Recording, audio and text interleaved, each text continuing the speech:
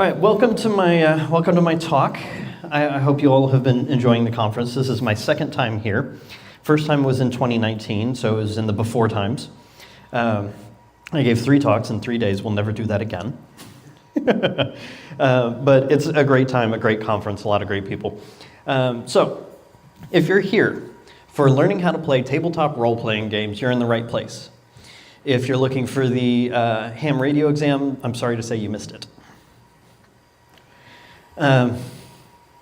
So this is going to be a semi-hands-on workshop, because when I asked the event staff how many people to expect, they said it could be anywhere from 10 to 100.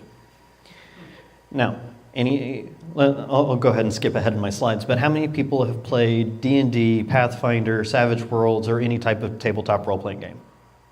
So about half of you. So, a typical table is about 6 to 8 people, one of which is the DM or the GM, and the others are players. We'll get into that here in a minute. I don't know about you, but 10 brand new players and 1 DM is not a great formula when you have 45 minutes to do a workshop, especially if it's 100 people. I'm not going to sit there and I'm not going to try and run a table with 100 people. So this is going to be a semi-hands-on workshop. I also didn't know how many DMs I might end up with in the room, so my idea of setting up small tables around the room and having DMs run a one-shot that I wrote also out. So this will be a very improvised, there's the word I'm looking for. This will be a very improvised, semi-hands-on workshop. Now, if that's not enough qualifiers, I work in marketing and would be more than happy to come up with a few more. If you don't know me, my name is Eric the IT Guy Hendricks. I've worked at places from GitLab to Red Hat to currently a developer advocate at CIQ, which is funny because I came up in the industry as a systems administrator. I don't speak developer, but that's my title. I'm also an adjunct professor, and I'm really excited that I found a lot of people here that also teach a college class for no other reason than it's kind of fun. Here's my disclaimer slide. This is something that I've never attempted before. I've given dozens of talks across 3 continents now, but never have I tried to do something like we're going to attempt tonight. So if it's an epic fail, congratulations, we blew up Doc's time machine, and we'll never do that again. But if you have constructive feedback, disclaimer, it sucks is not constructive feedback. If you have constructive feedback about how to improve the session, please, for the love of God, talk to me afterwards. I would love to improve this. So many people I know, because I talk often on podcasts, webinars, blogs, that I use technology to play D&D, and people ask me, well, how do I get started? How do I play? So I do what any good developer advocate, aka technical marketer, would do, and I wrote a session. All right, so here's my poll question that I already opened with. I've got a few experienced players and only, how many people have been a DM or a GM? Yeah, so my plan would not have worked. Look at me being smart and coming prepared. So, I kind of, pretty much all of you are here for my Purple Grass Tavern story, which my friends will be ecstatic to know made it into my talk. But I included this slide as kind of a why. Some of my favorite stories, some of my favorite nights spent with friends, family, never actually happened. Why? Because we were in a made-up world with made-up powers, with made-up characters, with made-up backstories, with made-up names, and we sit around a table for hours drinking and eating, usually adult beverages, and just collaboratively telling a story together. It is so much fun. Have you ever wanted to inject yourself into a movie and be part of the plot? Have you ever read one of those choose-your-own-adventure novels? Guess what? You can write your own. And that is the beauty of tabletop role-playing games. Is collaborative storytelling, I wrote down rules, and now I'm kind of wishing I would have put framework. Because any experienced DM will tell you that half the rules they make up on the spot. I'm one of them. Why did I ask you to roll stealth? Because I feel like it. Again, don't peeve off the DM. So, what is a tabletop role-playing game, or TTRPG? Now, much like the tissue and Kleenex world, a lot of people say D&D when they just mean TTRPG. So when you sit down, first off, you spend weeks trying to decide who is going to DM, who's going to host, and how often are you going to play. Congratulations, shared calendars are a wonderful, wonderful thing. Eventually, you just sit down, look at the calendar, and go, okay, we're going to play every other Thursday. Sam's going to host, Eric's going to DM, let's go. When you get the logistics figured out, and as adults it is fun, one person runs the world. One person is the game master or dungeon master, DM, GM. Those are usually used interchangeably. Everyone else creates a player character, a PC. A lot of us have heard of NPCs from the video game world, but if you are a person who is not the DM, you create a character. And we'll go through that exercise tonight. And I have about 8 or 9 questions that we're going to go through, and there's like 8 or 9 people in here, so it's great. Congratulations, you're all part of the show. Now, I said it is collaborative storytelling with a framework, not rules, framework. Dice resolve those situations. You come across a tree that's down, or you come across a locked door. It's no fun if you just say, I walk up, I produce a key that I didn't justify where said key come from, I'll unlock the door. Now, where's the fun in that? Failure is fun. Sometimes hysterical. So dice resolves conflict. That can be combat, that can be charisma checks, like if I'm talking to all of you on a microphone at 7:45 at night, and I want to make all of you enjoy my talk, I would roll a charisma check. I put in there's no screen, but what's funny is the first thing that all of my players and I do is pull out our laptops or our iPads. So you can play D&D without a screen. As a player, I try and play without a screen, just because I do this all day. And so I'm much happier with pen, paper, and physical dice. If you have an addictive personality, stay away from collecting dice. I have, in my multi-chambered dice bag, I have no less than 10 complete sets of gaming dice. And I'm still collecting. It's a problem. So, as I mentioned, Dungeons & Dragons is often used as, I have a clicker. This is my talk, welcome. So I mentioned that Dungeons & Dragons, oh goodness, it's been a long day. I mentioned that Dungeons & Dragons is often used as a blanket term for TTRPGs. So, Dungeons & Dragons is not the only option, but it is the one that people usually hear about the most. In Dungeons & Dragons, you have a class. You're a fighter, you're a wizard, you're a cleric, and those classes usually dictate your profession, usually dictate some character tropes that you might see, and those classes are then mixed with a level.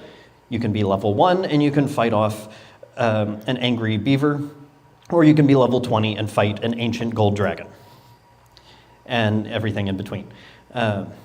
And then there's ability scores, and then there's the reminder that Eric didn't silence his notifications. Again, welcome to my talk. You never know what's going to happen. Usually neither do I. All right, so there's classes, there's levels, and ability scores. So a fighter is not necessarily going to be, typically, the smartest one in the bunch. Oftentimes, you may not want your fighter to be the face of your party, the one that does all the talking. But when the dice are down and there's a big stone golem ahead of your party, you probably want the fighter to go out swinging something very large and something very sharp. So D&D is built off of classes, levels, and ability scores. Dungeons & Dragons is well known for having deep, very ingrained technical combat. If you see a D&D character sheet, which I should have included a screenshot, there are literally dozens of skills, 6 ability scores, there's proficiency, there's double proficiency, there's immune to damage, there's resistance to damage, there's vulnerable to damage. It is very, very deeply ingrained. Any of my D&D players, can I get an amen? It's a lot to keep track of. If you crave structure, if you really like to be engrossed in a game, if you like playing Axis and Allies, you might enjoy Dungeons and Dragons. And just a footnote, if TTRPGs are Linux, D&D would be the Ubuntu of the world. One of the other systems that's gained a lot of popularity as of late is Savage Worlds. It's put out by PEG Inc. or PEG Inc. One of the nice things is Dungeons and Dragons is basically fantasy. They've made some inroads into science fiction, but it's more or less just a high fantasy system. We have gnomes, we have dwarves, we have elves. It's basically Lord of the Rings on the tabletop. Savage Worlds, one of the reasons why I enjoy Savage Worlds is it's genre agnostic. The core rulebook, the Savage Worlds core rules, are built to not care where you are. You can be in space, you can be on a planet, you can be underwater, you can be in high fantasy, high technology, or any combination of the above. What's nice is, and they're probably best known for Deadlands, which is a horror-based Western setting with magic. It's a lot of fun. Instead of, there is a leveling system in Savage Worlds, but instead of having ability scores, you actually have different dice that you roll. You always roll a d6, this is called a wild die, and you then roll a dice chain on a skill ladder. So if you're completely unfamiliar with something, maybe you're from the Old West and you find a high-tech space computer, you'd be rolling a d4 minus 2. So you roll a dice with 4 sides on it. That's how we identify our dice, is a D4 has 4 sides. So you roll a D4, which hurt more than Legos when you step on them at night, minus 2. So the best you can do, at best, is a 2. But if you're really, really proficient, you are the creator of this computer, you could roll a D12 and a D6 and take the higher of the 2. So if I roll a 12 on the D12, not only is that higher than the D6 can roll, but what's really cool about Savage Worlds is your dice can explode. What this means is if you roll the highest number on that die, in my example, a D12, I roll a 12, that dice exploded, I get to roll it again and add them together. What's really fun, and I've done this multiple times, is when you roll a D12 and you get a 12. And then you roll a d12 and you get a 12. You're up to 24. Then you roll a d12 and get, say, a 6. You end up with the ability to do 30 damage, or you hit 30 to ascertain what ancient ruins mean, things like that. Exploding dice are so much fun, especially when it's 10:30 at night, everyone's tired, and the big bad will not die, and you finally roll a 30. Which, by the way, in Savage Worlds, the average number to beat is a 4. So different things can add to that. So if you're trying to hit something, you roll a d4. A 4 is a success, unless it's wearing armor, which may give it +2, in which case you need a 6. It's a lot of fun. One of the other interesting things about Savage Worlds is bennies. This is a meta currency. So if you do something really heroic, or if you make the DM laugh, you can be awarded a benny, and that's like a free reroll. That's a chance that you can spend a benny to get a piece of information from the DM to help solve a puzzle. It's a meta currency within the game. It's a lot of fun. I actually play a gentleman by the name of Merle James Abraham Dixon every other Friday night in a Savage Worlds campaign that we've been playing for 3 years now. He's a gunfighter who's really good with a rifle. So it's a lot of fun. If you can't tell, this is my favorite TTRPG system. I love it. I can talk to you all day and all night about why it's better than D&D. I will die on that hill, so help me. But it's not the only system out there. One of the others, and what's featured in tonight's workshop, is a system called Powered by the Apocalypse. It's a fairly new system, but it's designed to be the unsystem. It's designed to give you just enough rules that your table ends up telling a fun story instead of breaking into arguments over whether or not the archer has half cover, 3/4 cover, or full cover. It happens. I've been there. If you're a rule lawyer, please leave the room. The idea is to tell a much more compelling story, the focus being on more on the story and less on the mechanics. So if you've heard of Monster of the Week, Masks, Blades in the Dark, or tonight's feature, Dungeon World, These are all based on Powered by the Apocalypse. Now, some others that you might have heard of: Pathfinder, Call of Cthulhu, Kids on Brooms. A new one that's gained a lot of popularity lately is Daggerheart. One that I found for my kids, in fact, if you search, I want to play D&D with my kids, you might come across No Thank You Evil. It's a lot of fun. I highly recommend it if you have youngsters that can't count more than 6. And then one I'm really, really, really excited about. Any Brandon Sanderson fans in the room? Wow, tough crowd. All right, Brandon Sanderson writes a lot of novels, and a lot of them are set within a universe because everyone has to have a multiverse now. A lot of his books are set in a universe called the Cosmere, and last year they released on Kickstarter the Cosmere RPG. So books that I've been listening to on audiobooks for years, mostly while traveling by plane to events like this, I can now run a campaign in. So I cannot wait to run Cosmere RPG. So those are some honorable mentions. All right, here's the fun part. I should have threatened that I had like 30 or 60 slides before we got into the fun part, but it's actually only 12. So, how do I play? Okay, I mentioned Dungeon World is the flavor of the night. Let's face it, it would take us 3 hours to go through all the basic mechanics of Dungeons and Dragons. And if we're lucky, that 3 hours may include creating characters. And so by about midnight tonight, we'd be running a one-shot that none of us want to play anymore, and we just want to go to bed. So tonight's feature is Dungeon World. It's based on Powered by the Apocalypse. It's set in a high fantasy setting, although you could probably adapt it to non-fantasy settings as well.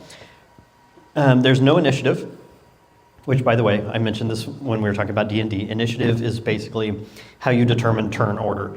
So instead of 6 people telling the DM, I do this, I do this, I do this, I do this, we take turns. We go around the table, and every player character and every NPC, non-player character, draws, in Savage Worlds, you draw a playing card. In D&D, you roll a 20-sided dice. There's no map grid, so no counting 6 squares to see if you walk 30 feet or not. And the GM, this is why I picked it, the GM actually doesn't roll any dice. The GM just sits back and kind of guides the narration, kind of guides the story. The players have all the power. It's one of their calls to fame is it's designed to get to the interesting stuff fast. Again, why I'm using it tonight. How does Dungeon World work? All right, so we talked about it. We talked about D6, or we talked about different kinds of dice. There's D4s, D6s, D8s, D10s, D12 percentile dice, and D20s. I'm missing one, I think. Maybe. So in Dungeon World, all you need is a pair of D6s. So if you have a Monopoly game sitting around that no one wants to play anymore because mom always wins, you have 2 D6s. Now, the way to decide what happens is I mentioned that the GM doesn't have any dice. In a lot of these games, it's a roll-off between the player and the DM. I'd roll one thing to defend, you'd roll another to attack, and the higher wins. Go figure. But in Dungeon World, what is really nice is the GM doesn't roll. So instead, each of you as a player would have 2d6, and if you roll 10, 11, or 12, that's a success. If you roll between 7 and 9, that's a success with a complication. That means the GM gets to decide that something bad happens. Maybe you take damage, maybe the bad guy gets a little bit further away carrying away the princess, but there's a complication. If you roll 6 or lower, the GM gets to decide, and it's going to be worse than a complication.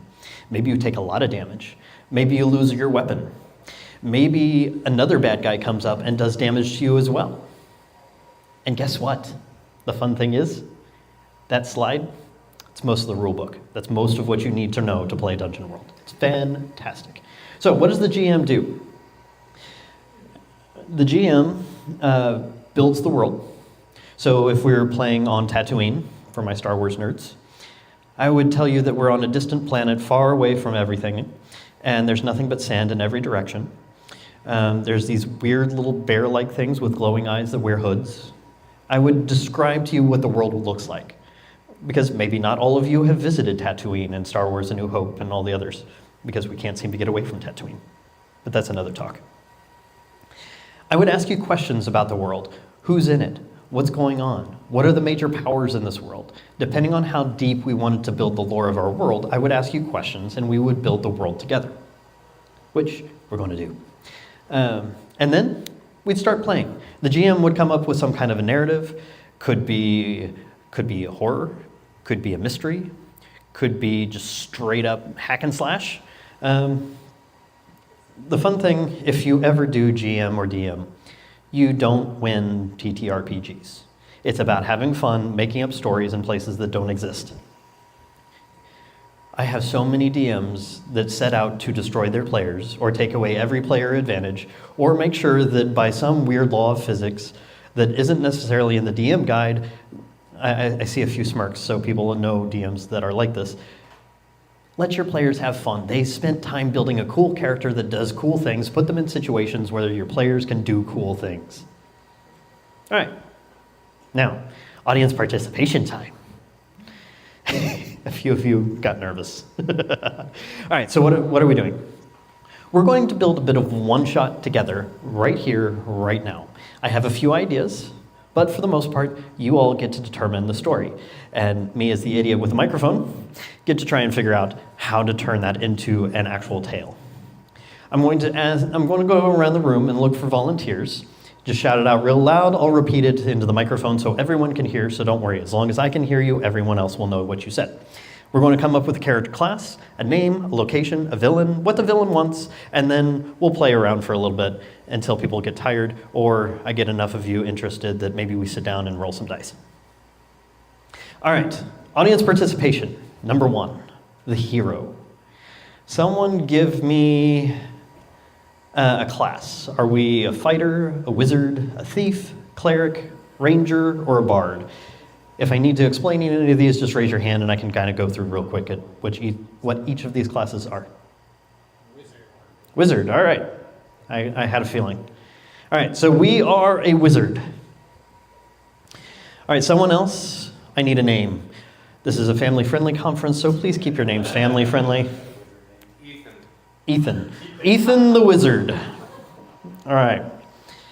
That's okay. I had a friend of mine who is fond of whimsical names, and once, just because he could, built a barbarian named Barb.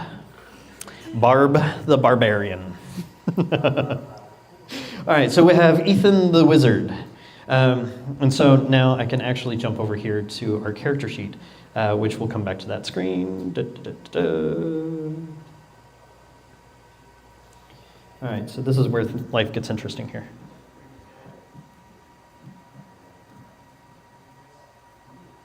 See, I had to come prepared. There it is, there's the wizard. All right, so now we need to pick a race.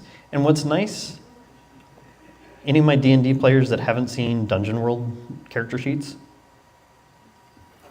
That's it. That's it. Let's see. All right, so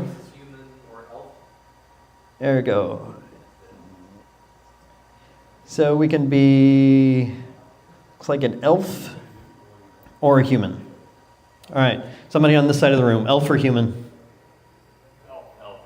Elf. All right, so we have Ethan the elf wizard. I love it. And what's really great about Dungeon World is, if you're terrible at naming things, most of us work in product and we're terrible at naming things, it gives you some ideas. We could have been Avon, Morgan, Wrath, some others that I can't pronounce, or Uri. But instead we are Ethan the elf wizard. I dig it. I assume Ethan is a male. How old is Ethan? Someone on this side. 97. 97. As an elf, he's in his prime. All right.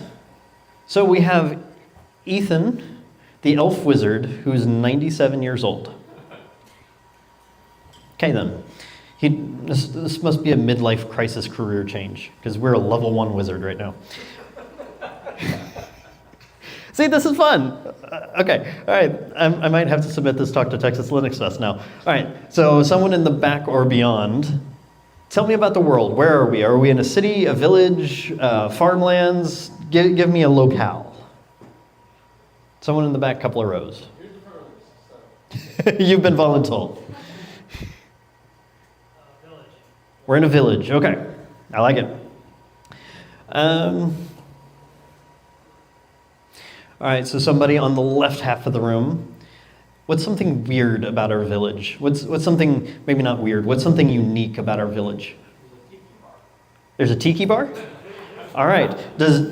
All right, so now I got to ask you a follow-up question. Does Ethan frequent or avoid said tiki bar? All right, he's a frequent.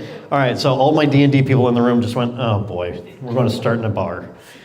Which, by the way, celebrate the tropes. Just about every good D&D campaign worth playing, you start out in a tavern. All right, somebody on this far right side of the room. What is the name of this? All right, I'll give you the choice. You can either name the tiki bar or name the village.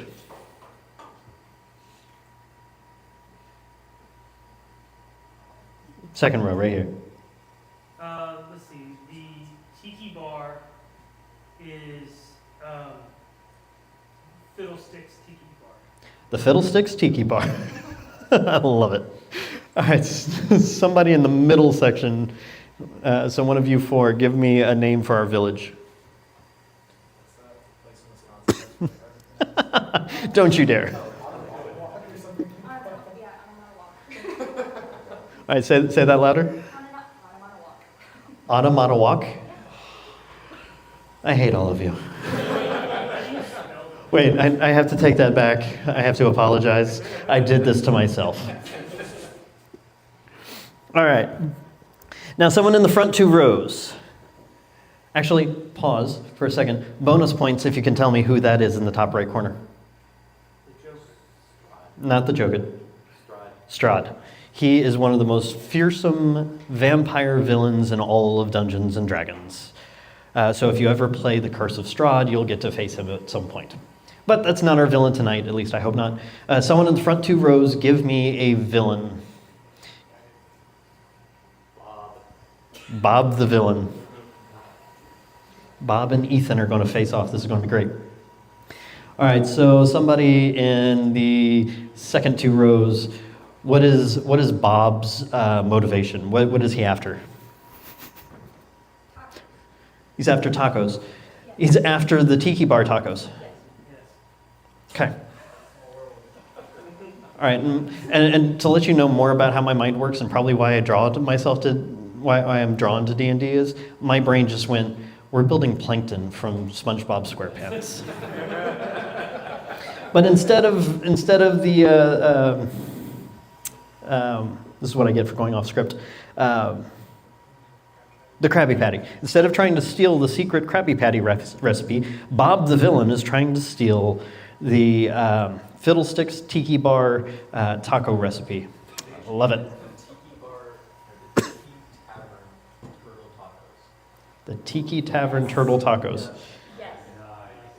I'm going to lay in bed tonight wondering why, questioning my life choices. Is someone writing this down? Because I should have been.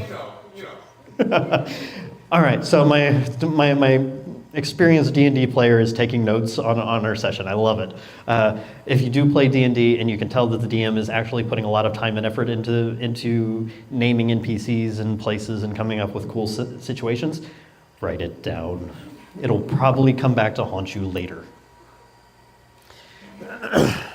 All right, so where does Ethan find himself? Yes, we're starting out at a bar, because that's what you do in D&D. So what's the inciting incident? We've got Bob who's trying to steal the recipe for the something turtle, the 4 T's. The 4T I like actually. The 4T tacos. Well, except that's redundant because tacos is one of the T's. The taco tacos. All right, so what's going on? Somebody set the scene for me. I thought that was your job. The turtles are missing. Yeah. The turtles are missing. So they can't make the Bob tacos. takes all the turtles so they can't get the tacos. Perfect. All right. So for those of you that didn't hear, Bob has successfully stolen all the turtles that are the secret ingredient for our 4T taco tacos.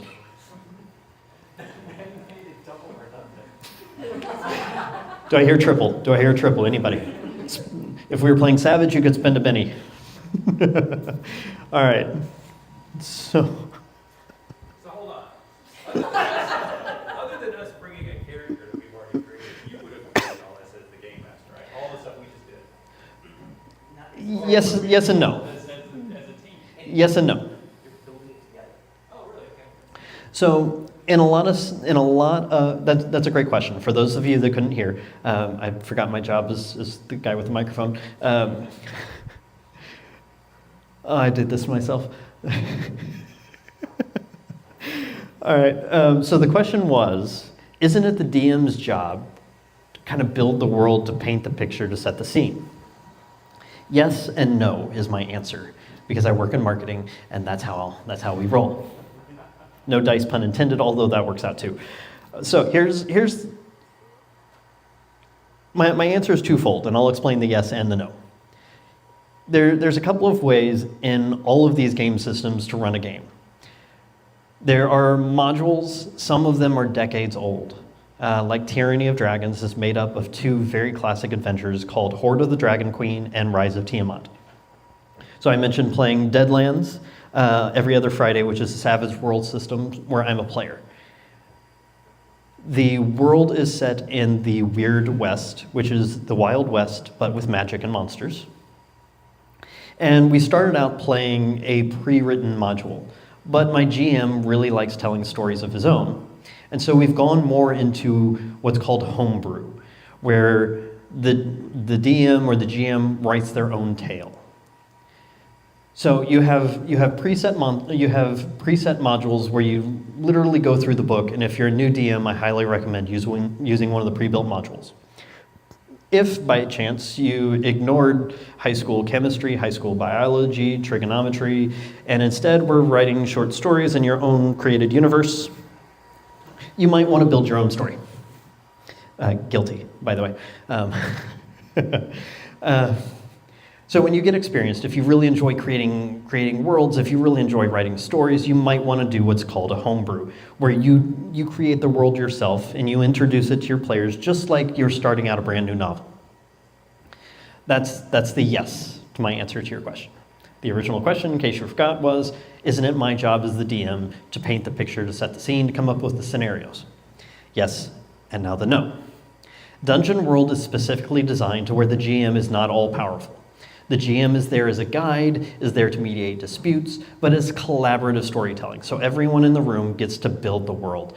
As best as I could, I kind of tried to divide all of you up to get you each to have something that you attributed to the world that we're now in. Except for the name of the town, which I've completely forgotten and will not try to pronounce ever again. Cannot believe I talked to both of you about. Anyway. No, it's fun. We've got Ethan, our 97-year-old level 1 elf wizard, who's hanging out at the Fiddlesticks Tiki Bar inside the town that formerly was known as Ni. Okay, good. And Mato Walk. there you go. And that's just down the road from Automatopia. So yes and no. And that's really up to the party. When we started my Dungeons and Dragons campaign about a year and a half ago, I had a bunch of new players. None of them knew if they were going to stick around. None of them really wanted to do storytelling. They just wanted to play a game with friends. And so I started out doing Dungeons and Dragons, a pre-built module where we went through the book. The problem is, and my D&D nerds will understand what I'm saying here. If you have questions, feel free to ask, because we're way off script already. Welcome to my talk. So we started out doing a pre-built module. But Tyranny of Dragons is designed for a bunch of lawful good players. They do what's good, they do what's right because it's right, and because they can do something about something that's wrong to make it right. Lawful good. They're the good guys, they will always be the good guys, they will always stop at red lights, all the things. My party is a bunch of demon-possessed chaos monkeys. Put a different way, if there's some random clue that they think they found, they will beat that clue into submission until me as the DM is just like, Fine, I guess you run a tavern now. Or I don't know how many ways I can tell you in the last 30 minutes, no matter how many rooms you investigate, no matter how many footprints you look at, the place is deserted. There's no one here. So, because I have a bunch of demon-possessed chaos monkeys that go around and burn down villages and claim taverns as their own, I had to come up with, on the fly, a completely different approach to Tyranny of Dragons. So, in Tyranny of Dragons, you are trying to prevent a cult of dragon worshippers from pulling back a 5-headed ancient dragon who may or may not have helped create the universe that you live in. She's currently in the 9th circle of hell, and your job is to stop these cultists from drawing her back into the physical plane. So instead, because my party refused to be lawful good to any stretch of the imagination, I burned the world to the ground. It was epic. One night, it was mostly DM narration where I explained the fact that they failed in their mission, the intelligence that they'd gathered about the cult never got back to the Order of the Gauntlet, and the cultists succeeded in their ritual to call Tiamat, the 5-headed dragon queen, back to the material plane. She then wreaked havoc on the world, burned down Neverwinter, is currently assaulting Waterdeep. Baldur's Gate is no longer a bustling metropolis, but is instead the largest refugee camp known to man. And guess what? The cultists won, you lost, and now it's been 12 months, and your characters all have PTSD. Welcome to your new world.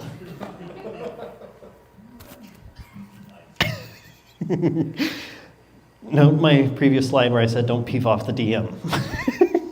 But it's been fun, because no longer are we following the pre-written module. No longer am I as the DM, as the herder of cat storyteller, bound by a pre-written module. So all that to say, yes, it is the DM's job to kind of paint that picture, but also no. The players also very, very much determine the course of the story. How about that for a 10-minute answer to your question? I have more. But we are... My short-term memory is kicking in here, or kicking out. So we have Ethan, our 97-year-old level 1 elf wizard, at a tiki bar that has just been robbed of its turtles, which are the secret ingredient meat to our 4T tacos, which is, in true Linux fashion, a redundant acronym. How about that?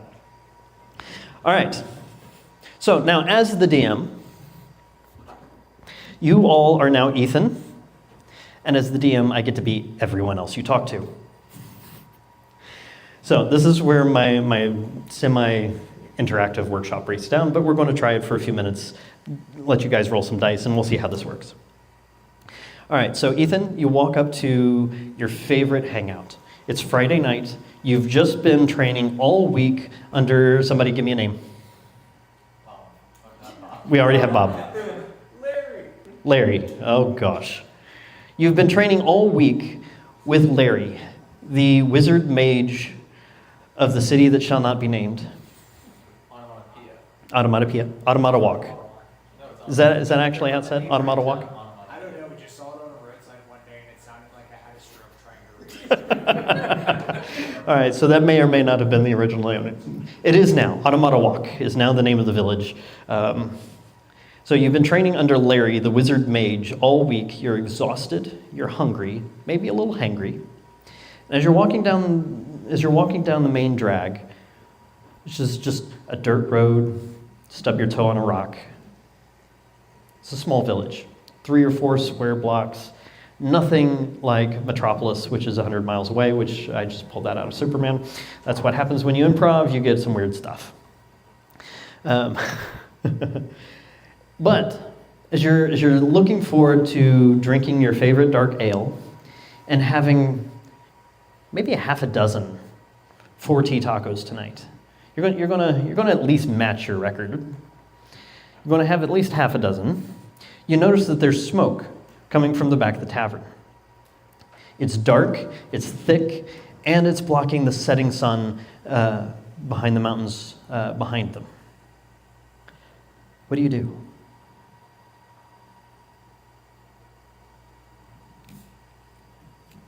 Take off running towards the smoke. All right, so you're going to run towards the fire. Okay. So Ethan, as you run towards the fire, you hear shouts. You see people scrambling about. You see that the town has already gathered. They've got water pails. They're running to Farmer Ben's irrigation system and filling up water buckets and handing it down the line to the next person, trying to get this fire out. And as you walk up, you see the town leader. Your town's not big enough to have a mayor, but he's kind of the chairman. He organizes the Secret Santa every year because in our world we still have Secret Santa. So you see him standing there kind of directing traffic. Do you walk up to him and ask him what's going on, or do you grab a bucket of water and help put out the fire? What's Ethan doing about now? Can we summon weather? I'm sorry, say again? Can we summon weather as a mage? We're level 1 wizard, probably not. I mean, well, hold on here. Let's find out. Actually, that's a great question. Let's consult our character sheet, which normally we'd fill in these 6 boxes, but for sake of brevity, because I like telling stories and spent most of our time together telling stories. So we would actually roll intelligence to cast a spell, but as a wizard, you have leveled spells. And as a level 1 wizard, we don't know much. In fact, I think we start out with cantrips and like 1 level 1 spell. Magic Missile. Oh, we do have Magic Missile. Magic Missile made it into Dungeon World. How about that?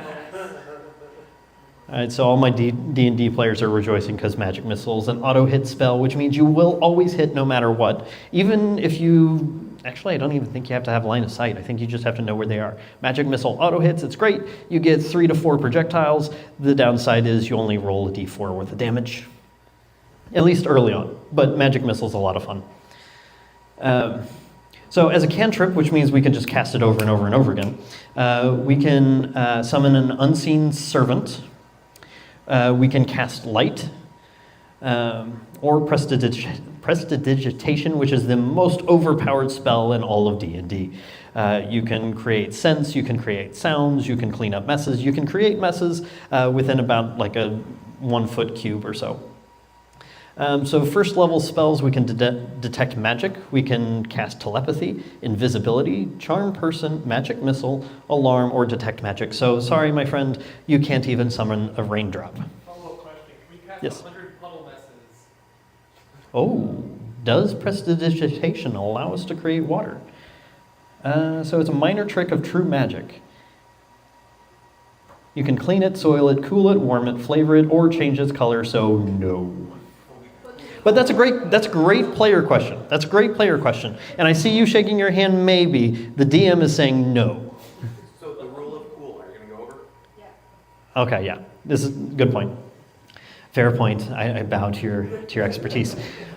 The DM stands corrected. Because as a DM, we are all bound by one all-powerful encompassing rule. It's like the genie's 3 rules. The DM has 1. And it's the rule of cool. The rule of cool is as follows, and I paraphrase. Is it cool? Go for it. But based on the description of prestidigitation, it doesn't say anything about creating something out of nothing. So it still has to, the rule of cool does not apply if it breaks the laws of physics or if it breaks the laws of magic. There are some limitations to the rule of cool, but for the most part, if you said that you wanted to do a triple somersault and dive face first into a puddle of water, I would let you roll for it. Because the rule of cool says, if that works, it'd be really cool. And everyone else at the table's going, if it doesn't work, it's going to be really funny because he's going to land on his head. All right, I had a question. I lost my train of thought because I'm tired. Welcome to my world, that's me every day. I think it was to cool the fire. Oh, yeah, that's what it was. Can you like freeze buckets of water? It says you have to touch the fire. There we go. All right, perfect. Okay, cool. So, Shelby actually figured out how to use prestidigitation to better put out the fire. Her suggestion was, we use prestidigitation to super cool the water. So Ethan is now standing next to the line of buckets. As it passes, we are going to roll 2d6 to see how well we cool these buckets. Cooler water, probably going to put out the fire faster. Makes sense? Makes sense to me. So, as the DM, I say, give me an intelligence check. Because as a wizard, your ability to cast spells comes from your understanding of arcane knowledge. You study spell books, you learn a lot. Wizards are very intelligent. That also makes them very squishy. So, as a wizard, I'm going to ask you to make an intelligence check, which I think is a +1 in Dungeon World. If we filled out our character sheet, I'd know for sure. But rule of cool, and it's 8:22, and I'm over time already, but we're having fun. We're going to use prestidigitation, so roll me 2d6. So, we got an 8. Now, in Dungeon World, I don't roll anything against you. Is that a bag of dice? Yes. Oh, that's awesome. I thought about bringing my bag, but that would be one more thing I'd have to put in my suitcase. Okay, so in Dungeon World, we rolled an 8 on our 2d6. That is below a 9, so that means that's a success with a complication. And so as the DM, this is where the storytelling aspect of my job comes back in. At an 8, that means it's a success, so we are cooling the water as it walks by, but there's a complication. And so as the DM, I'm going to think about what is a reasonable complication. You're a level 1 wizard. It may take you a little bit longer than the traditional 6 seconds to cast a spell. So yes, the water is getting cooled as these buckets pass, but it's taking you a little bit of time. That Latin is really hard to get out. The hand gesture, it's tricky. So it takes you a little bit more than 6 seconds for each bucket. So now, my collective Ethan, do we want to keep trying to put out the fire using by cooling the water, or do we think that more water is better than less but colder water? Somebody on this side. More water is probably better. More water is better. Okay. So are you going to grab a bucket now?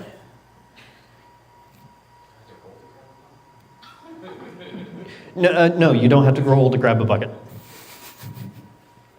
right, so Ethan is now grabbing a bucket and is joining the line of people and working to put out the fire. It takes about 20 minutes, but the fire is finally put out. You save most of the bar, and this is when I might just ask you to roll a dice. So give me, my collective Ethan, give me a d20 roll. So we're going to roll a d20. We got a 20. Which in D&D is really good. In Savage, it's even better. But in this case, okay, so I asked you to just give me a straight dice roll.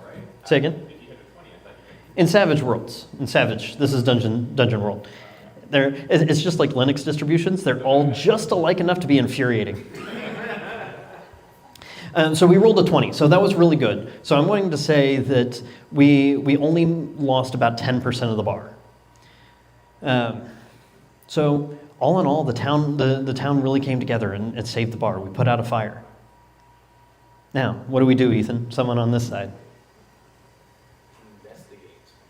Okay, what are we investigating? And make sure the taco ingredients are safe. Making sure the what? The taco ingredients are safe. Okay, so we're going to check on the taco ingredients. Okay, so now, in Dungeons and Dragons, we would be making what's called an investigation roll. But oh, come on. There's got to be a different way of doing this. Single page, there we go, hey. Now we're going to go to our basic moves page, because that's all of our actions. Unlike D&D that has like 20 or 30 actions that you can take, 1, 2, 3, 4, 5, 6, 7, 8. We have 8 things we can choose from. So, J. Scar here asked to investigate. In Dungeons and Dragons, there's a skill called Investigations. In Savage Worlds, it's called a Notice Roll. In Dungeon World, it's called Discern Realities. And this is just kind of a generic term for basically looking around you, using your senses, using your knowledge to ascertain what reality is. So what we're going to do here is we're going to roll our 2d6 again to discern realities. Now, there's a rule about D&D, or there's a rule about TTRPGs. As a player, don't say that I'm going to insert name of skill here. Just say what you're going to do. We're telling a story. Then someone asked if he needed to roll to pick up a bucket. So the answer would be no. Here's how you figure it. Something like picking up a bucket. Very easy to do. Anyone that has good mechanical skills, so if you're 2 years old and older and have any control over your body, picking up an empty bucket would be fairly easy. Now, if you were to ask, can I pick up the bucket, but we're on a ship in the middle of a typhoon and we're trying to scoop water out of the boat and back into the ocean, while one of our legs is frozen because some evil wizard cast a spell and one of our legs is now frozen until we can get it thawed, that is much more challenging. You're on a moving platform. Part of your body's not responding the way it should. There's wind. So this is much more challenging. So instead of saying, I'm going to use XYZ skill, just say, this is what I'm doing. I'm going to pick up a bucket. The DM probably won't say anything. So you keep on going. You keep telling the story. Now, Shelby here used our first magic spell of the night. Congratulations. And so casting a spell requires concentration, it requires knowledge. It is a skilled check.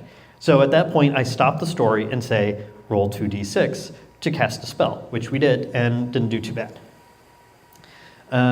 Which brings me back to we're investigating. So we're discerning realities. So we're going to roll 2d6. We got a 6. That's a failure. So as the DM, I'm going to tell you something like this. You wanted to check for ingredients. Bob is a brutal villain. He's cunning and crafty. You've seen his work before. But tonight, you check.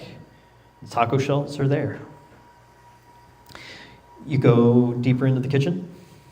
Lettuce and tomato, fresh as if they were just picked.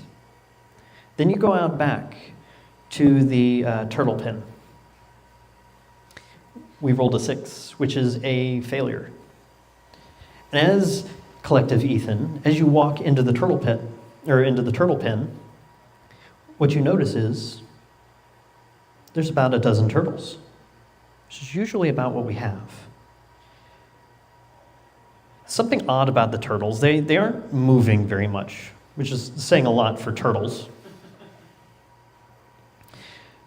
In fact, they seem like they're just sitting there. But there's a dozen turtles. So what I've done as the DM is I've dropped a clue that not all is right in the world. And so we might look a little closer at the turtles, or depending, and this is where having an understanding of your character and his motivations might come into play. There's turtles. Ethan's a wizard. He's very book smart. He doesn't have a degree in biology or animal handling or any kind of things like this. So, yeah, all the ingredients are there. So, what would a 12 get us?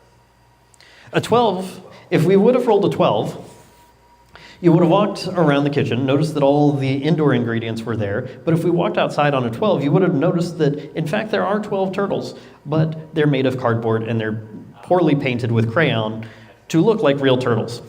But we failed. We got a 6. So those are turtles. Well, let's just make tacos with them then. Go for it. But they're cardboard. So, wait, are you like the poke turtle? Like the thing that you can do, like poke turtle? Yes, that's You're going to poke a turtle. Okay, so I'm going to reach into my knowledge of the mechanical system and say that, okay, poking a stationary turtle on the ground doesn't require a skill roll.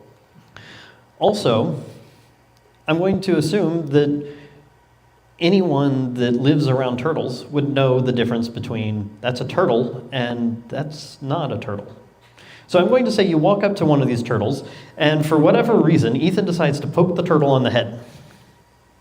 Maybe the head snaps off, and you realize this is not a turtle. What do we do? Do we know that it's cardboard? Is there any rules? With the last roll lingering, I want to say we're not sure what the material is, but that's definitely not a turtle. Scoop it up and then bring it to like the mayor. That's Okay, so we're going to scoop up the turtle. Again, it's a cardboard turtle, no strength check required. So we're not going to roll. phone a friend. Don't peeve off the DM, or otherwise something as simple as picking up a turtle becomes a dexterity check, which is fun. Because if you fail, you'll fall on your face and I get to laugh. So you scoop up said turtle. Now missing its head. Do we pick up the head too? Absolutely. Okay, so we're going to pick up this turtle body and this turtle head that are now separated from one another, and we know something's not right here. So you walk up to the mayor and present the turtle. And we're in the good old South, so I'll bring Merle's accent in. Which, by the way, as a DM, you don't have to do voices. Those of you that have watched Critical Role and seen Matt Mercer work, you're not a trained voice actor. Don't do voices. And here I am, I'm going to try anyway. So because we're in the good old South at Southeast Linux Fest, we're going to say that our town leader here has a good old Southern accent. Well, it looks like Bob there, he done replaced our turtles with something that ain't a turtle. In fact, that looks like cardboard. In fact, if you look on the inside of that's a cereal box. That Bob the villain, hey, Bob the villain instead of Bob the builder. This is a mirror universe where Bob is not a builder, he's a villain. I love it. If anyone wants to spend a penny from Savage Worlds, we'll make that canon.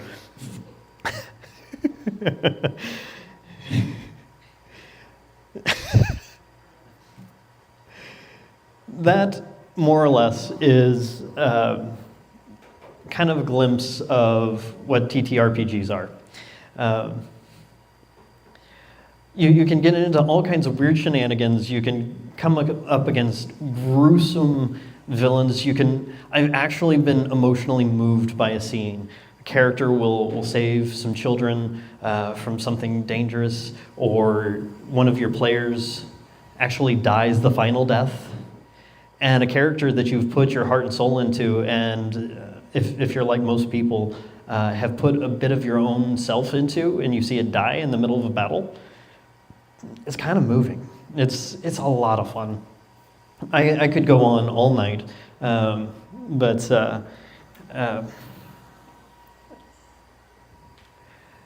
I encourage each and every one of you to give this a try. If you've been thinking about it, if you've been curious about it, go find a gaming group. There are so many resources out there. If you wanna watch other people play Dungeons and Dragons, just search YouTube. I mentioned Critical Role. That's one of the most popular. It is unbelievable that a bunch of nerdy voice actors in California got together to play Dungeons and Dragons in somebody's basement. And then years later, they're literally making millions of dollars with a Twitch stream. So check out Critical Role. If it's too flashy, if it's too produced for your taste, there's others like Dimension 20. Gosh, there's so many out there. And there's semi-professional and professional groups out there that play just about every system you can possibly imagine, from Pathfinders, Savage Worlds, to Dungeons and Dragons. The team behind Critical Role actually were the ones to come up with Daggerheart. So they've built their own system, which ironically they haven't been using. You can go to the RPG subreddit. If you want to take a stab at telling the story, if you want to be the DM, there's guides out there, there's tutorials out there, YouTube, social media, blogs. One that I like to use is called the Lazy Dungeon Master, because I was a lazy systems administrator and also a lazy dungeon master. So he gives you tips on how to plan sessions, none of which were helpful for tonight. None of the resources have anything on how do you play D&D with a group of 10 to 100.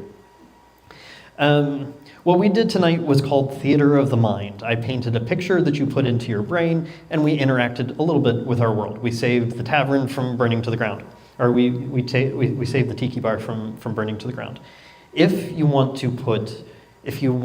the classic battle maps with 1-inch square grids and all the different all the different minis and you want to do it virtually, I highly recommend Foundry Virtual Tabletop, VTT, which if you're a home labber and a self-hoster, guess what? You can host your own.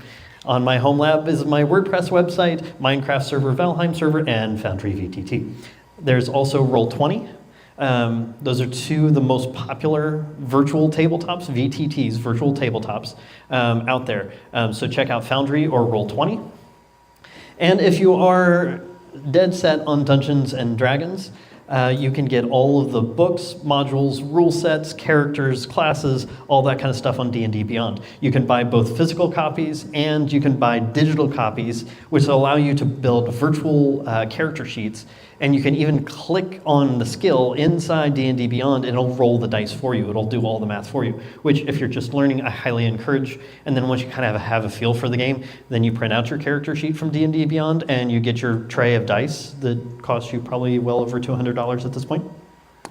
And you play on good old-fashioned pen and paper. That's my preference, but mostly because I spend all day on the computer. And then when I get together with friends, I want a bourbon on the rocks and pen and paper in front of me.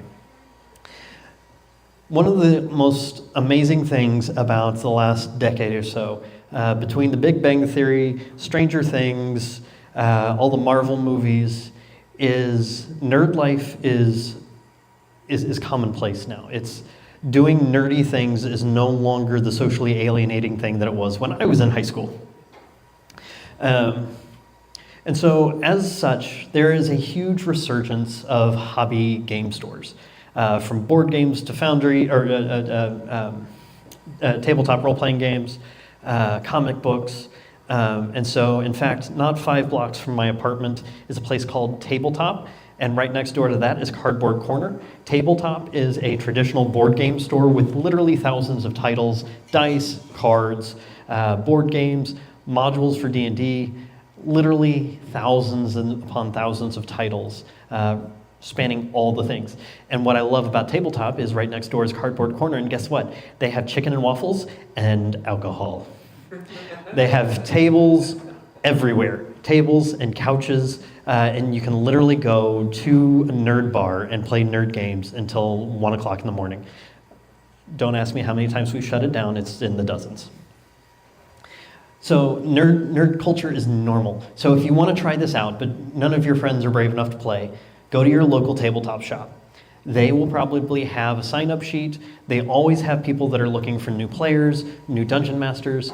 There's games that play every night of the week. If you're interested in tabletop role-playing games, we're all here at a tech conference. The thing that I can tell you is really, really nice to have a hobby that does not require sitting in front of a computer in a room by yourself all day. This is how I unwind after spending all week talking to all of you, whether in person or or online.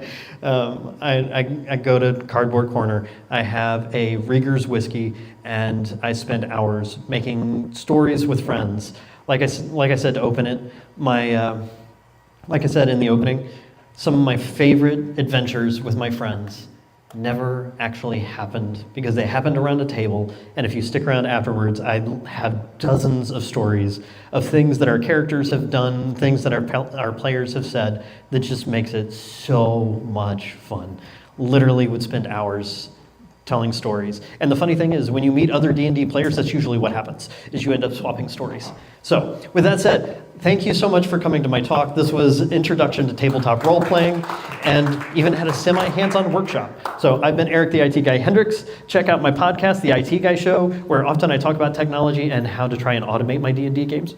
That QR code will take you to my Linktree. Please connect with me online. Let me know you came to this talk. And if you have constructive feedback, please let me know. Once again, thank you all so much. Enjoy the rest of the event.